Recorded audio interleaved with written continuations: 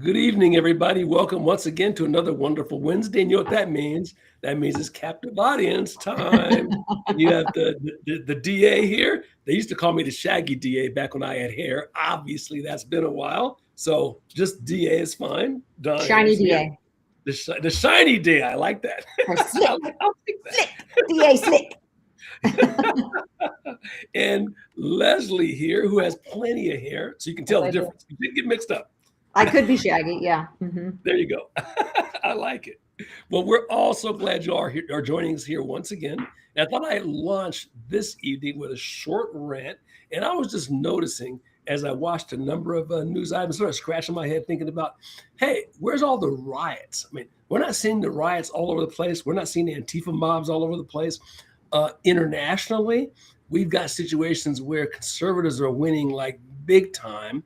And then I began to draw that correlation. You know, we like to say correlation doesn't necessarily mean causation, but correlation definitely requires some investigation.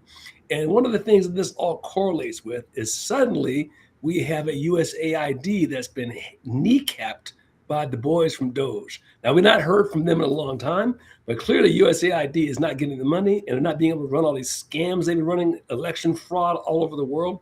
And as a result of that, I'll walk you through just a few things. I think it's so cool. Think about this in Europe, for example.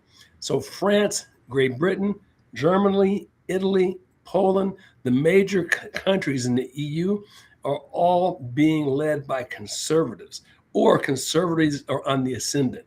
And in every single one of those situations, there's two things that are really driving that. It's crime, and of course, the correlation to that is illegal immigration. And it's just fantastic to see that happening.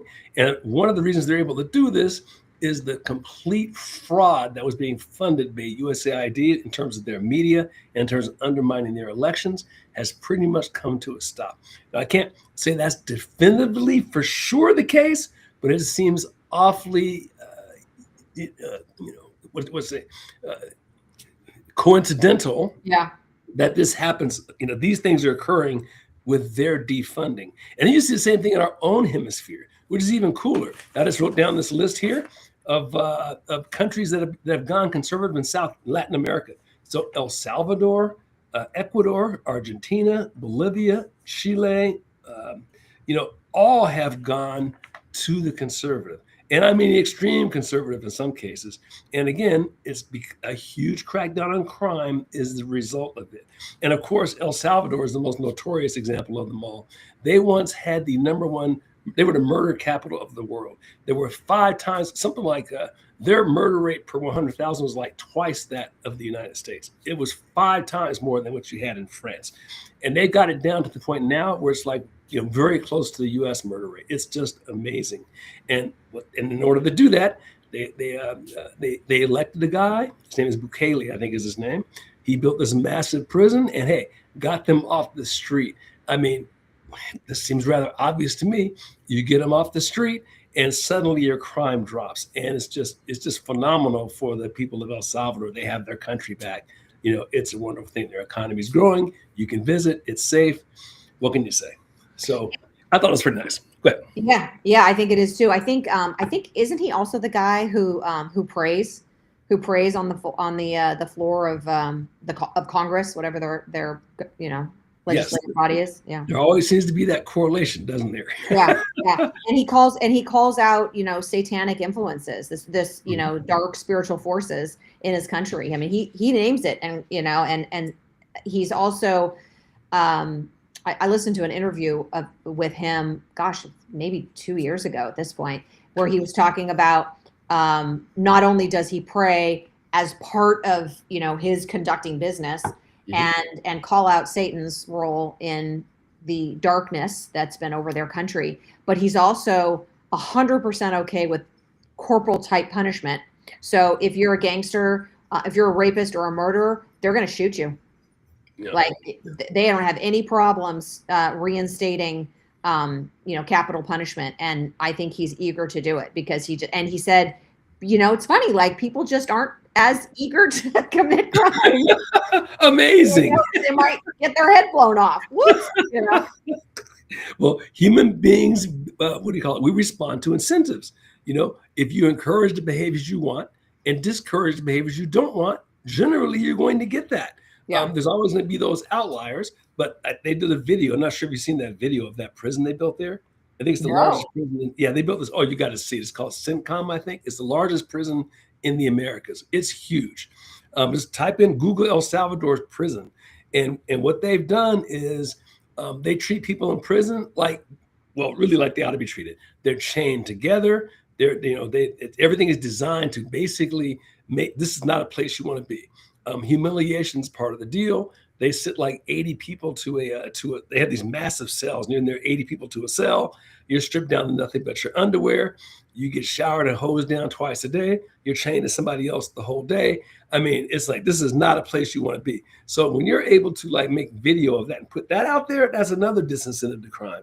Wow. You don't want any parts. This is not the American prison system, right? This is like real prison.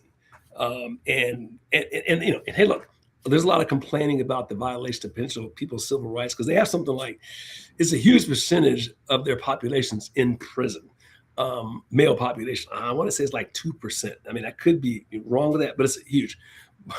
But they were in a situation where they had to do it. When you literally can't go outside at all. When there's I think the last straw was they had one night where there was like 40 or 50 execution style murders on the same night. And basically it was the gang members sending a signal to the government that, hey, we own this country, not you. And that's when he had to put his foot down. And I just think it's like awesome. I still wonder how they did it without him getting assassinated, because you think to yourself, granted, it's a much smaller country than Mexico, but why aren't countries like Mexico taking a page from their book? Now, again, it's significantly smaller. I think that country has maybe 6-8 million people. And Mexico is a major country. It has like 80 million people, I think. Well, he kind of rose up and he immediately started smashing heads versus in Mexico, all those guys are owned, and they play the game. So, I mean, there's probably some I don't know, some rationale in maybe it's called like prison yard, dynamics where, you walk in and you start busting heads, you know what I mean?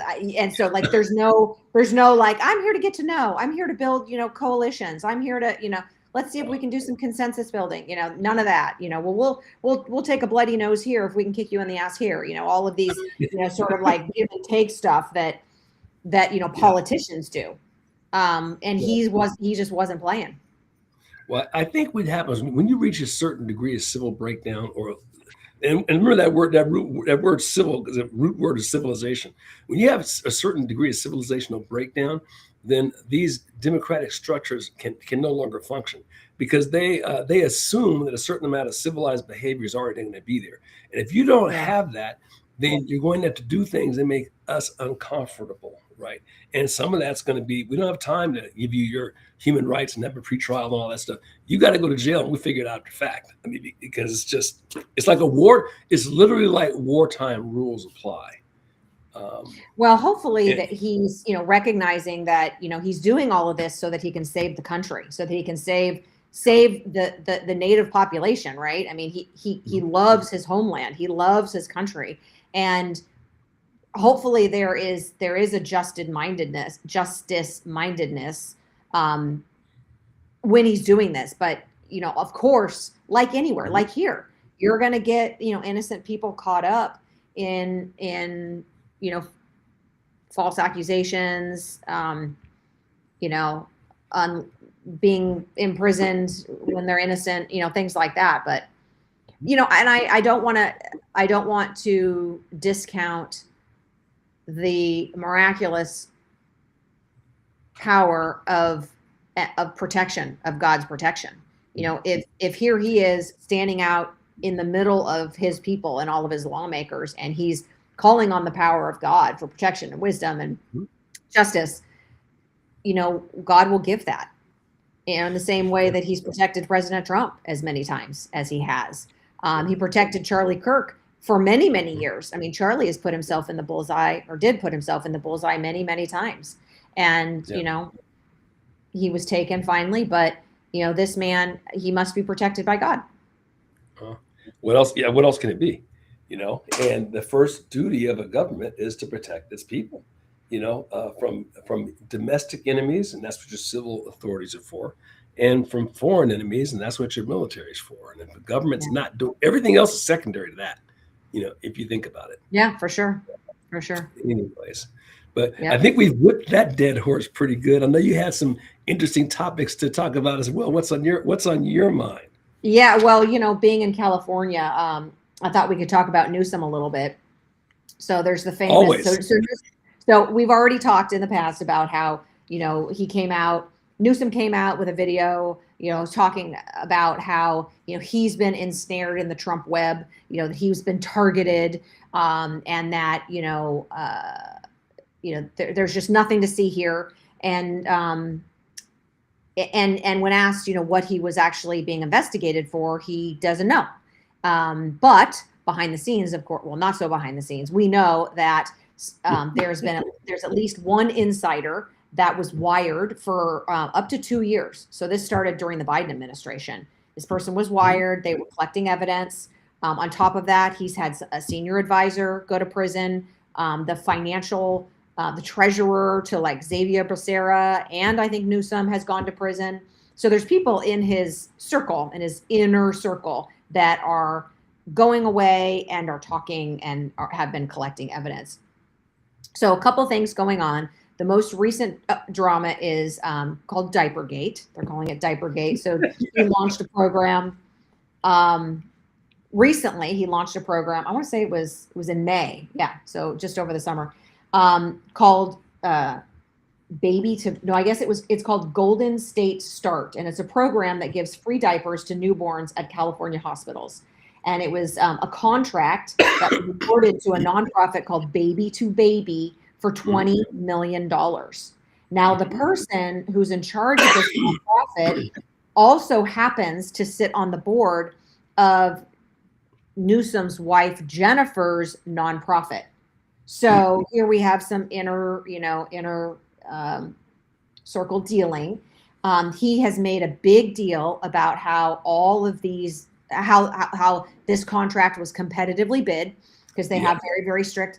And when you actually pull the contract in all caps, red writing, it says non-competitively bid.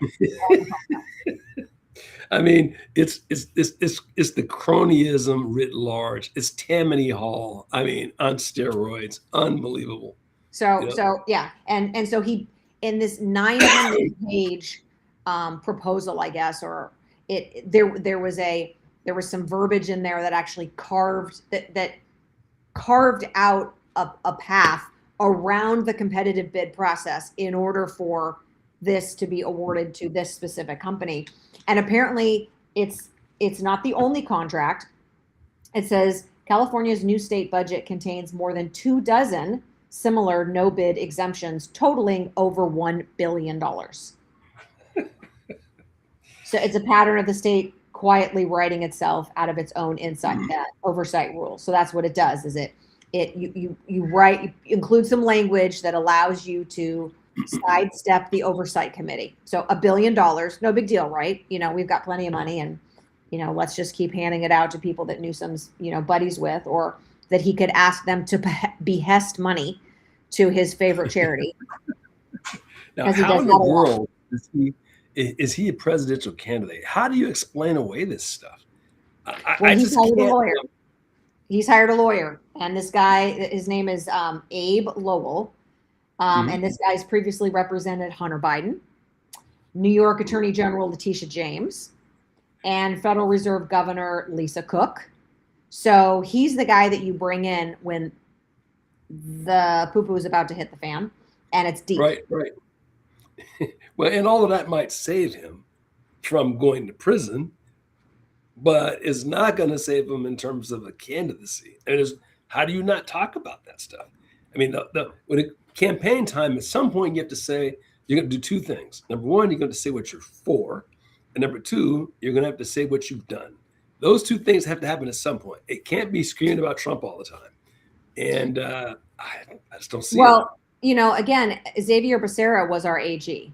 and so it was Kamala Harris, and then it was Xavier Becerra, and so Xavier's been around all the dirty dealing. So in this new governor's race, right, it doesn't even have to get to the presidential side. In the new the governor's race, where you've got Xavier versus what's his name, Steve Hilton, they're going to be talking about all this stuff because Xavier was part of the team. Yeah. You know, he's right there. You know, his treasurer is in jail, so this guy has no problem being crooked. But yeah, I just think that there's no way that stuff's not going to follow Newsom into a bigger race if that's where he wants. I mean, of course he says he wants to go there, but well, it's got to claim anybody from California. I just, you know, I don't say anybody from California, at least on the Democrat side, is going to get elected to higher office because you have nothing you can speak to in terms of what's going on in California. No. Every time you turn around, another company's left the state, for example. Yeah. It's just stunning. Well, in the new budget, besides the $1 billion in non-competitively bid projects, he carves out money for benefits for illegals. He carves out money for the high-speed rail. You know, he carves out all of these losing projects that voters are not in favor of. Yeah. He's doubling down on it. So it's like the guy must have such a sense of entitlement, and there's just nothing that could be done. And, you know, to be fair, the guy's been getting away with it, and all of his, you know, his Auntie Nancy has been getting away with it, and all these other people that he's closely associated with and has been his whole life. I mean, there's just no world where he's ever had to play in reality. You know, the common thread through all of these Democratic folks seems to be narcissism. When you look at them, it's all about the camera. It's all about me, which is a great segue. I know we talked a minute ago. You were going to mention the whole thing with Sunny Hostin and her son from The View. I think this is just such a classic example of that sort of thing. Can you set the stage for the audience? Yeah. So Sunny Hostin, for those who don't know, she's a former federal prosecutor. She is she's a Black woman who has been co-hosting, you know, with the Crazy Train on The View, and she's been saying for years, just like Whoopi, that she and Michelle Obama, that they're you know, they've really been held back because they've been victims of systemic racism, and you know, there's just so many injustices that they themselves have had to face in their life. Meanwhile, she's a multi-millionaire, and she's obviously realized the American dream, just like Whoopi and just like Michelle. She spent a great deal of time railing against Trump, that, you know, nobody is above the law. She's railed against the J6ers and Trump's pardoning of them, because even though, you know, many of them really were only charged with trespassing, she felt that his pardoning of them was, again, treating people unfairly, giving some people advantages when, you know, other people don't have advantages. And she said that when she was a federal prosecutor, even if it was a minor offense, she would still move ahead with seeking some sort of punishment because she wanted to make an example. She wanted to be able to dissuade them of doing something worse and also provide an example to anyone else that might be considering it. So she's big on equal justice, and everybody's going to have to feel consequences to the furthest extent to their actions. So that's the background. Yeah. However, the story. You want to tell the next part, or do you want me to keep going? So yeah, okay. Tell them the story. Okay. Now the background. So Sunny's son, 24-year-old son, he's an avid runner and also a Harvard grad. And recently, I think over the weekend, he jumped the fence, or no, he went through an open fence onto private property. He was trespassing, and property that was adjacent to the railroad. So he was walking either on the railroad tracks or near the railroad or running. There was movement. And the cops saw this and they came down and they confronted him and said, you can't be in here. This is private property. Oh, I didn't know. I didn't know. Well, there's a bunch of signs posted, says private property. And by the way, everybody knows you can't be near train tracks. You just, like, everybody knows that. You can't be hanging out, walking, collecting rocks, whatever it is that you're doing next to train tracks. Well, first thing he does is get his mom on the phone. And he's on speakerphone, and you can hear her saying, and all of this is captured by the cop's body cam footage. So you see the kid, you see the whole interaction between the cop and the kid, or the young man, he's 24. You see, you hear and see that he's calling his mom, and she says on the phone, tell him, the police officer, that I'm a federal prosecutor, which is not true. She's a former federal prosecutor. Tell him that I'm a federal prosecutor. I don't know if that's to pull rank. I don't know if that's to say I'm on your side. I'm certainly to intimidate. Certainly to intimidate. Well, then Sunny realizes, because she can hear the cop's voice, and the cop is talking to her son. She realizes, oh shoot, he can hear me. And so she starts talking to the cop, and she says, well, actually, I'm a former federal prosecutor.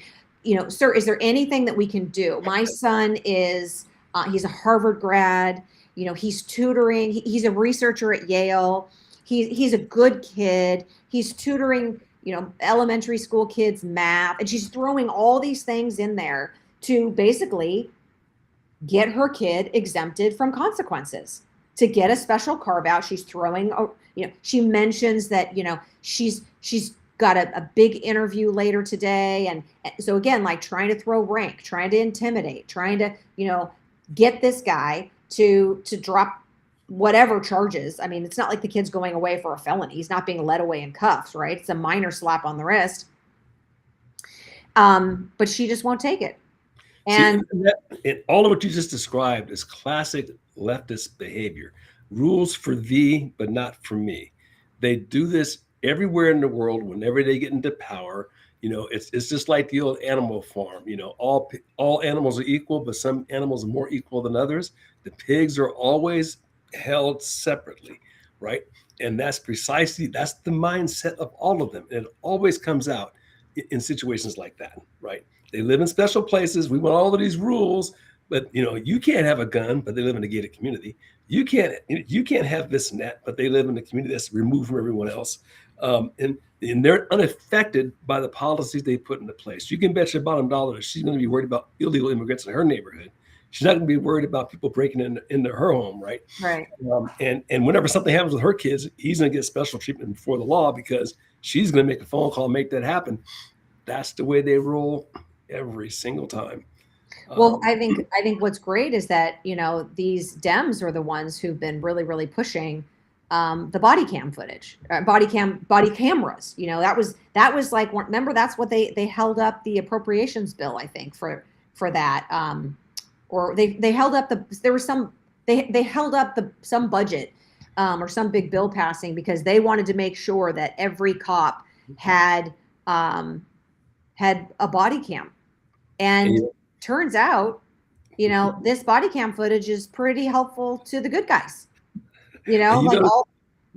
These claims of, he came in and he was, treating me bad, being disrespectful, or being a bully, or, all whatever claims are going. He was racist. He was this. He was that.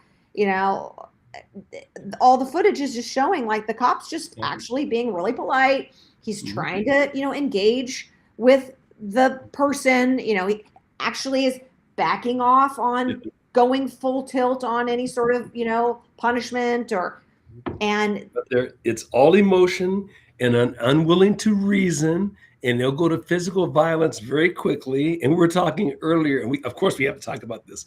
The new candidate in Maine who's got a physical streak of his own going on.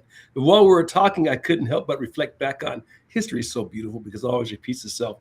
Remember the case in Congress back in the 1860s where the two congressmen got into it, and the one congressman beat the other one with a cane, senseless. So I just did a quick look at what that was, right? And that was, of course, it was the Democrat congressman, Preston Brooks, who beat Charles Sumner the cane, almost to death, by the way, right? Because he disagreed with his criticism of the Democratic Party around the slave issue. So, and so now we have another candidate who's prone to, he's not beating anybody with a cane yet, probably because he doesn't have access to one. But he did have access to a water bottle, I understand. Is that correct? Yeah, he had access to a full water bottle, and he chucked it at another Democrat senator, a woman. A woman to boot, I might add. Yeah, yeah, and I mean, and it's just like, and everybody's excusing it. I mean, like, people are saying, oh, well, anger is just a feature of his leadership style. It's actually. That's the excuse. Yeah. Anger is a feature of his leadership. That's a quote. A feature of his leadership style. And really, when he chucked that water bottle, it's kind of like, a baseball player being frustrated, that they missed the catch or what, and throwing their mitt down on the ground. That's really, I mean, you're taking things too literally. So this is who they were able to nominate through their democratic process, I understand.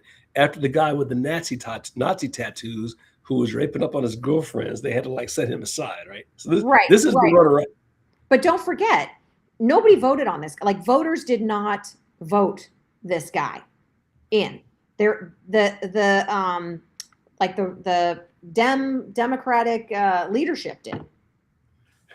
Like the representatives, they're the ones who voted this guy. They had a little debate stage, and the other person that was on the debate stage is a guy who thinks he's a woman, and his name is Ashley Webb. Yeah. And the guy, I mean, he's being compared to Meatloaf. Like, he's not attractive. Like, you're not fooling anybody with this whole name change thing. And he's bizarre. He's absolutely bizarre. And so when he was asked, why do you think you would be a great Senate representative, a great representative of Maine, he said, well, I've run for office a couple times. I haven't won, but I also write books and I write songs. And, I wouldn't lie to people. I would be transparent. This is a man in a dress. I wouldn't lie. It's so unserious.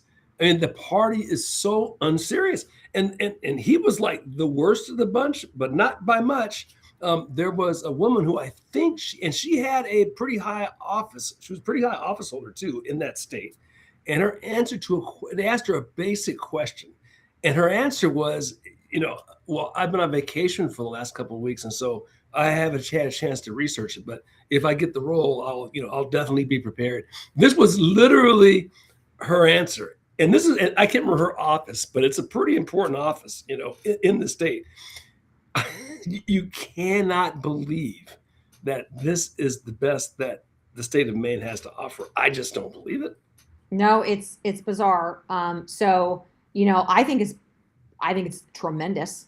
I think it's amazing and beautiful and perfect, because Susan Collins is going to walk right on. I mean, people in Maine didn't like Plattner for what he was doing, so they just exchanged an angry white poser pretending to be middle class, who's actually not middle class, right? For another who abuses women. Or at least he tried to. He missed her, but he tried to throw a bottle and hit her, right? One for the other. Like, voters aren't going to go for that. See, how do you justify that? So this guy, the last guy, got the boot for being, like, let's say, not discreet with women, and now we have this guy. Yeah. And now, we've got an angry abuser. There's another story where he was in a meeting with, and these are all like Senate Democrats. Like, it's not like he's getting into a heated argument with somebody from the opposite side. These are his teammates, right? His colleagues, the people but he was the president of the Senate. So he was able to get away with all this. I don't know how he kept winning the presidency, but yeah, he was there for is it 35 years? He's been there for a long, long, long time. But anyway, he was in another meeting. They were discussing some potential law that they wanted to pass. He wanted it passed. There was the first Black female senator, or maybe just in the Democratic Party, sitting at the table with him, the negotiation table with him. Was a civil rights attorney. She did not agree with the language of the law, of the proposed law. And he got right up in her face, and she didn't come back to work for several days because she was like, what the? So you think, like, this is the stuff we know now. Right. Yeah. Who knows what else? And we're not dishing this up. Republicans are not the ones who are exposing this. Like, this is what Democrat advisors and, the donor advise. I mean, this is what they are turning up. These are the alarms that they're sounding. See, something, look, once something is causing the worst among us to rise to positions of power in that party, what is it? I mean, it's, once or twice you might say it's a coincidence, but every time we turn around, it's like somebody with, like, it's not just a little baggage. It's like Crazyville. Like, we just described that one. Then you got this guy, Tallarico in Texas, who's like, just, he's almost unelectable, the things that he says. And as soon as they come out, I mean, nobody's gonna vote for the guy. And they keep making people like this. They're like leading contender. It's like nuts. The one in Texas who lost her seat due to the redistricting. I mean, she's clearly unhinged. It's, I don't know. I don't know what. There's something going on inside the party that is making it so that, well, the people that are in control, the crazy wings taking over the control. That's clearly what it is. Because people who might be what we might have called moderate, or what we might have called, center left, guys, don't get any play at all. Like the senator from Pennsylvania, I can't think of his name right now, but he's like, what's the name again? John Fetterman. He's clearly on the outs, and we know how many of them have had to quit the party, basically, RFK being among them. It's just, I don't know. It really is going to be interesting to see if the party even survives. I mean, if they get wiped out at the midterms, it's going to be really interesting. I mean, what happens next?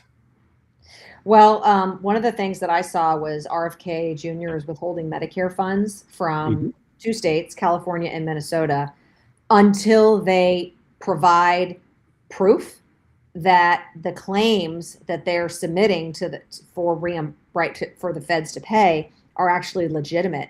And I think this is great, and I think it's going to be crippling. So the Dems are going to be hopefully spending a lot of time scrambling around just filling holes in their budget. And hopefully it'll be enough of a distraction that they won't be able to, claim victories and, spend time, wreaking havoc. Because, I mean, and then when they're not able to provide full justification, there's going to be immediate visibility into, okay, so $14 billion of this you can't justify, so we're going to assume that that's fraud. All right, you own that, Newsom. All right, you own that, Ilhan Omar, Tim Walz. You own all of that, right? Yeah. And so I think it's just going to be, it's this like death by 1,000 cuts that Trump keeps doing, with his team. Oh yeah, it's been a masterful thing to watch. And we just mentioned earlier the whole Doge thing and basically the defanging of USAID, and the ramifications of that, man, cannot be overstated. And you look at all the election fraud stuff that's being like put into play. It's just like out there now. So what state was it? Was it New York? Where they pretty much, after saying fraud, now they're admitting that there was fraud. Just if I can't get my email, I'll pull up here and tell me about that. But now that in fact there was fraud. Let's see. What state was that? gonna go slow on me here. 1 minute here. Well, maybe there was fraud, but there certainly wasn't enough fraud to actually influence the election. I mean, maybe China, right? Maybe China got a hold of Oh, like a couple million, people's voter information, but that's not really enough to, I got it. It was New Jersey. And so here's the thing. So they weren't going to say anything. And if you recall, the Trump administration basically sent a letter to the states basically saying that you're going to be held personally liable if this stuff comes up like screwy. So then she had to get herself clean. This is Governor Sherrill. So she fessed up and said that they found an area that had 400 non-citizens voting in New Jersey, right? And so so basically she's trying to cover her own rear end because that way she could blame it on the governor who was before her. But now that stuff has really hit the fan because just scrolling down here to the bottom of this, because now they found more fraud there. In fact, the National Security Investigation, over 250,000 flags in 4 states. So California, Pennsylvania, New Jersey, and Nevada, 250,000 non-citizens were illegal registered to vote in just those 4 states. That's just those 4 states. So think about the math around that. I mean, how much more of this stuff is there? It's just crazy. So I love this crackdown on this voting, this illegal voting stuff, because it's really putting the pressure on them to, they're not going to be able to cheat like they've done before. They don't have the money to do it. In fact, because again, going back to the USAID being defunded, they're broke, and the Republican National Party has a fortune that they haven't even begun to spend yet. They haven't even begun marketing yet, which probably won't get going in earnest until mid-August. And the polling numbers are essentially within like 3 points of each other right now. So one never knows in politics. But having said that, if you were if you were running the odds in a football game that looked this way, there's a certain way you'd be betting, because it's just all the lunatics are in control of the power. Yeah. And the places where they have control are just a shambles. I mean, people are fleeing New York and they're fleeing Chicago. They're fleeing Oregon, Washington, California, and they're headed for Tennessee, Florida, Texas, the Dakotas, Idaho. They're headed for the conservative places. But Mamdani remains, at least in the media, very popular. And I think, is it DSA, Democratic Socialists of America? The DSA is like an official wing. Mamdani went out and was asked about AOC. Do you think AOC, because they're thinking that AOC might run for president. She's not ruling it out, and he was asked, what do you think about AOC? You think that she would, do a good job of president? And he's like, I think she'd do a great. Like, why do they care what he thinks? Right? Well, but he's of course sucking up to her. Like, I think she'd do a great job at everything. She's amazing. Right? They want that. I mean, this guy Troy, what's his face in Maine, he was asked, what do you think about the Democratic Socialists of America? And he's like, well, I think they're doing a great thing.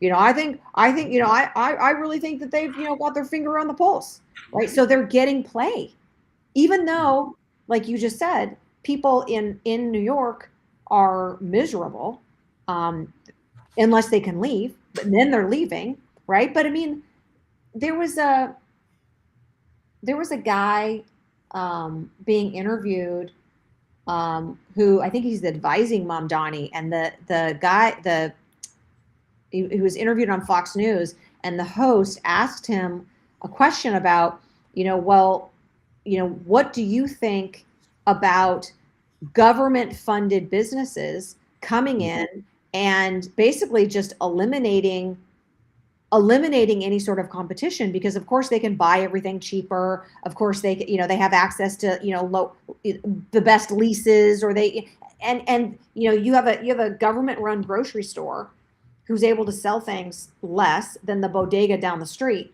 and they put that bodega out of business. What do you think about that? Like, is that actually supporting New Yorkers? Is that improving the economy? Is that building our community? And the guy just dismissed it. Like, well, I mean, If one government run grocery store is going to put a bodega owner out of business, well, maybe that person has no business being in business. Yeah, no, that's, It's the mentality, which is not popular. It's not popular for the states that they're in, but it seems to have this, I don't know, rosy glow well, for they're gonna, people who aren't under the thumb of those policies. yeah. And the thing is they're gonna have a certain amount. When I say the word success, I mean success getting elected. They're going to be able to do that for a while, but sooner or later, you got to show results. And there's no way you can. When your tax base is fleeing, and the businesses that go with it, that means you can't deliver these so-called goodies that you want to deliver, because who's going to pay for them? Which means you got to increase the taxes on who's left, Mhm. which will cause more of them to leave, and eventually the thing just bankrupts itself. Now the thing is how much punishment are those locales willing to take before they reverse themselves? And we don't know the answer to that. If you want to use a historical example, you go back to the 80s when before Giuliani, I can't remember when David Dinkins was elected, and they just nuked New York, right? I think I can't remember if Dinkins got 2 terms or not, but Giuliani got back in and they were able to fix it, right? So it's not like this is not without historic precedent. And like California, well, how much worse can they make California? Businesses are fleeing like mad. At some point, it does reverse itself. The question, of course, is does it do it in our lifetime? I don't know the answer to that. Yeah. For a state like California, I mean, it's been going downhill for probably 30 years. Yeah, And right. it's big enough that they can get away with it. To the point where now you've got somebody like Newsom who's just so blatantly corrupt, and people are they're still willing to vote for the guy. So not all though, and I think another thing keep in mind too, we really don't know what the voting is because of the massive cheating that's been going on. Like, and I'll just point to your northern neighbor, Oregon, for example, where we have a situation where Republicans ahead for the first time. Um, she's up by about 4 points right now. In one of the liberal states in the country it's been a uniparty state for 40 years, just like California. I'd be very surprised if she doesn't win. And I think a lot of the reason for that is I don't know that Oregon was ever that radical in the first place. I don't think it was. I've never believed that. You have a couple of counties that definitely were like lunatics, and then they recruited more people in, and then how much of that was illegal and dirty, we know. I can't remember how many votes they found in Oregon, but it was a huge percentage for this state, something like 850,000 or 800,000, like false citizens on the rolls. Well, in a state with only 6 million people, you're talking what, 15 or 20%. And I think I mentioned you drive around here and there's like no traffic. Yeah. I mean, it's incredible what's happened just and I'm convinced a good percentage of that is because, illegals aren't here to the degree that they were before. And then what was the impact in terms of that on the voting? So, I don't believe California's that crazy either. I think you got some centers of insanity, San Francisco County, LA County, of course, places like that. But generally speaking, most people aren't nuts. And then you got to look at how much cheating's going on, and you handle that. Then, of course, there's a gerrymander issue. There's that stuff too. So, I'm always somewhat the optimist anyway. I think in California, right, we still, because it changes every week, but you actually have a Republican candidate in the hunt for the election coming up for governor. Oh yeah, we got Steve Hilton. That hasn't happened in a long time. So, hope remains, Yeah. and, I think it's interesting that I agree with you. I think that I think there's a lot more Republicans here than we know. And I just know that, I mean, as a Republican here, I keep my head down. I don't talk about my opinions in any sort of volume. So, once we find each other, then we're like, we've got the secret handshake and,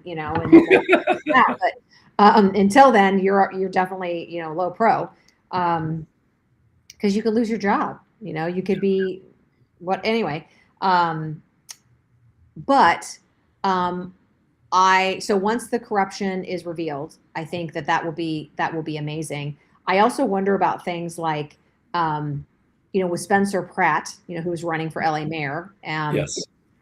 He, of course, was booted out by exactly the number of votes that that we have of homeless people or something. It was like some stupid equal thing that came in, and he said his videos, he's continuing with his videos, and he said to people, look, I'm out. All these people that are sending me, notes about like, you got to keep fighting, you got to stay in, I know that it's corrupt, and and he's like, I'm out. And I think he's not out. I think he's actually just waiting. I think he's in the wings. Like, he's continued to expose fraud. He's pushing out his videos. He's continuing to keep a voice, but I would not be surprised if he comes out triumphant. He's not just going to be some sideline researcher. He's not going to be just that, John the Baptist, a voice, crying in the wilderness. Like, he's not going to be that guy. He's probably going to be put into a position by, like, I could see Trump putting him somewhere, putting him on a, truth, election integrity commission as the California overseer, something like that. And the way we have to see these things, as a conservative, you got to see the long. I know we get tired of playing the long game, but you really do. These losses are not necessarily losses. We're not going to win like, the first quarter all the time. We're not going to get a first down all the time. It goes back to, I think it was the election of 60 when Barry Goldwater, who was a conservative, just got like destroyed in that election. But he set the stage for Ronald Reagan to come in later and take care of business, become governor, and eventually president. No Goldwater, no Reagan, right? And we have to think in those terms. Think about the Roe v. Wade was another one of those classic examples. A lot of people fought the fight and died before they got to the finish line. But it wasn't for them, it never would have gotten the victory. And the same thing with things like that. We need to lose, but lose smaller, right? Like the current candidate in Washington, in Oregon. She lost, last time around by like 3 or 4 points. And now she's up, right? But, so if she had not done that back then, she would not be in the position that she's in now. And I think the same thing for a candidate like the guy who ran for mayor. What he's done has been hugely valuable because the whole country got to see how obvious that theft was. So he has benefited everyone by doing that. No, I agree with you. And he had such a crossover appeal because of his Hollywood connections that, he got a lot of Democrats to participate in voting for him. And then when they felt the defeat, all of a sudden it was like, whoa, because we're used to getting our butt kicked. We've been in the butt kicking seat for a long time, Yeah. And they haven't been. And all of a sudden they're like, wait, what? You know what I mean? It's like the governor, of like you said, New Jersey, who finally had to admit, well, maybe there's just a little bit of fraud. Maybe there's a little bit. Well, once you can admit a little bit, then you're saying it exists. Well, maybe it's 400, or maybe it's 1,000, or maybe it's 5,000, or it's like it grows and grows and grows. And voter integrity is one of those 80-10, 80-20 issues. I mean, Democrats want it, somewhere around 85% of them want integrity in the elections. We know Republicans want it at 95%. Blacks wanted it like 75%. It's like everybody wants to have integrity. They want to know that their vote is that people who are voting, that there's integrity in the process. And things like this just show that it isn't. So I think you still have people call themselves Democrats.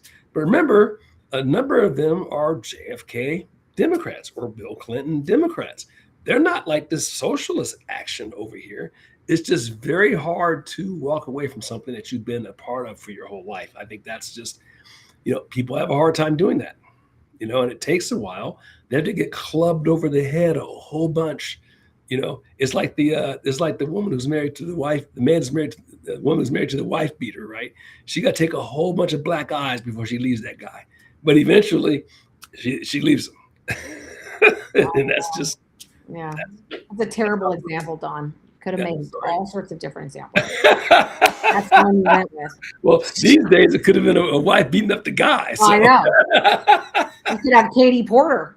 Dumping boiling hot mashed potatoes on your head. Yeah, exactly. Or was it Richard Pryor's girlfriend threw the hot grits in no, that was Al Green back in the 70s. I don't know that story. Yeah. Yeah. He was Richard Pryor lit himself on fire. Right. That's right. Richard Pryor did that to himself, that crack pipe. No, Al Green, I guess his wife got mad at him and he was in the bathtub. She threw some hot grits on him. You don't want, and he became a reverend after that. He was like, save me, Jesus. I see the light. That's terrible. He was baptized in that moment. He said, I felt what hell felt like. Oh, come on, babe. You could have used like the traditional method, which is grinding some glass in the food, man. But hot grits is much more dramatic. Absolutely. Yee.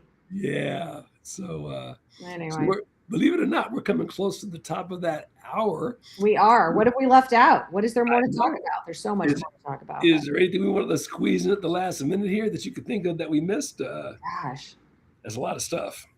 Yeah. I thought we were going to laugh a little bit more about Abby, what's her face, but Ashley Webb. But yeah, bizarro. I mean, I actually, like when you're talking about transgenders, like, do you remember when Caitlyn Jenner ran for governor of California?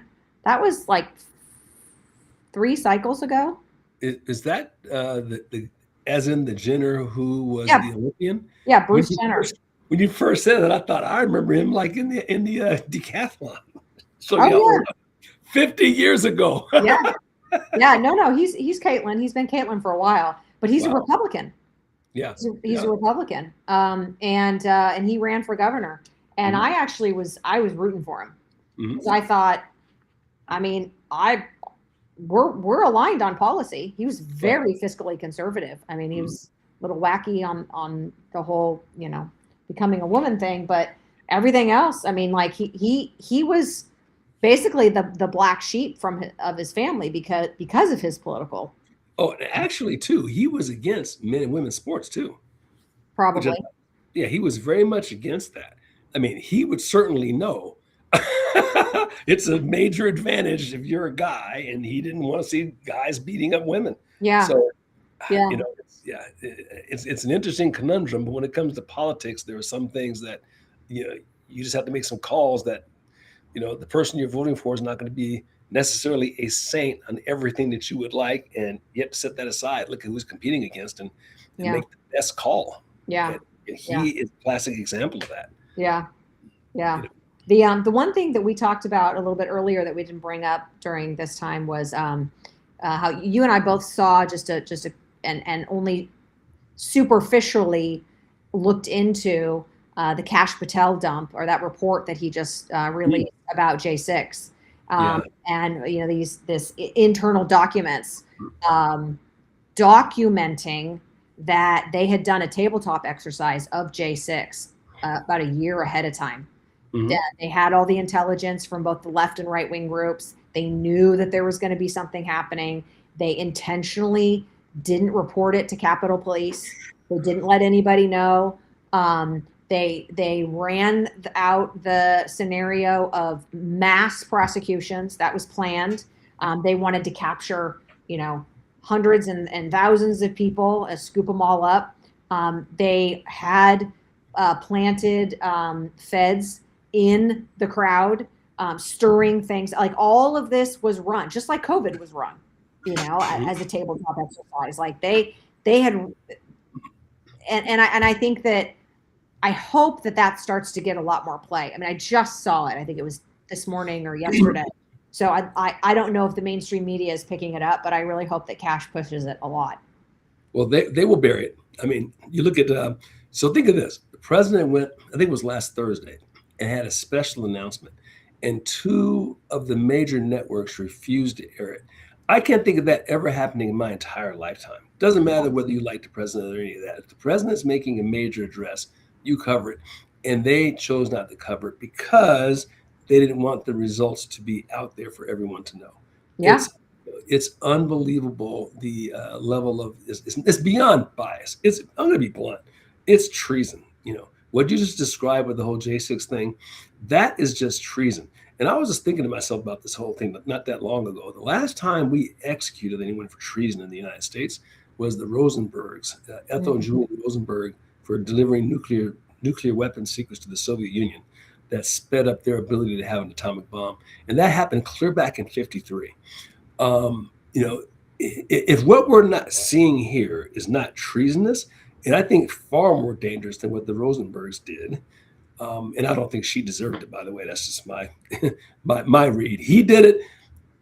She just got caught up in it, and she should have got maybe 10 or 15 years. I don't think she deserved to get executed. But what we're looking at from these people, I just don't see how we aren't, and I've not even heard treason thrown out as a charge. But I think we need to bring it back. If nothing else, it's a massive deterrent. Absolutely.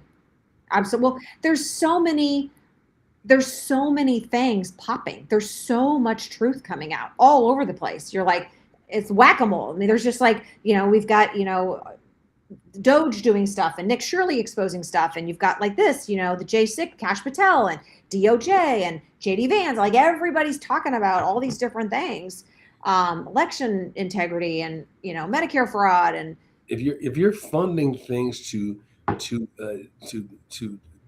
derail the country, which is clearly what was going on with USAID, for example, that's just one example. And you're found guilty of that. How is that not treason? right. You're saying I'm a communist, and I'm sure that we got to have statutes against that. I mean, when you take an oath to be an officer in the military, I'm quite sure that you can't be that. And so, I don't know. Well, you've got a guy on the congressional floor who shows up wearing an Israeli military uniform. Yeah. I'm sorry, what?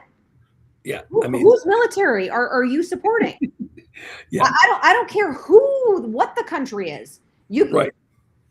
And by the way, if you're not in our military, you shouldn't be wearing the uniform at all. Like, what is wrong with you? And everybody's just like, yay, we're supportive. What are you talking about? Like anybody who's a socialist, you can't be in government. That is against our Constitution. So I guess it's a matter of like, okay, that all these accusations, they need to kind of catch up. Somebody needs to take them to court. We need to actually, fight the fight, have the trial, blah, blah, blah. It takes a long time. Where's old Joe McCarthy when you need him? Now, the whole thing with Joe, and I was doing a little research on the Joe McCarthy thing, it was a classic example of the wrong messenger, right? The guy drank too much. He was a loudmouth buffoon, all of that, right? But that doesn't mean he was wrong. And in a lot of those cases, it's come to light that, yeah, he was right on some of that stuff. He was just he was the wrong messenger. And B, the media has been infiltrated by leftists as well as the State Department for a long time. Yeah. So, they're the same people who took down Nixon, for essentially the same reasons. Yeah. So anyway, that's what we're up against. But one of the great things about the age we live in now is there's many places people can get information, so you're not stuck with the media, which is why you all are here now. Yeah. Open your mind. Open your minds. All right. Well, my friend, it is now definitely top of the hour.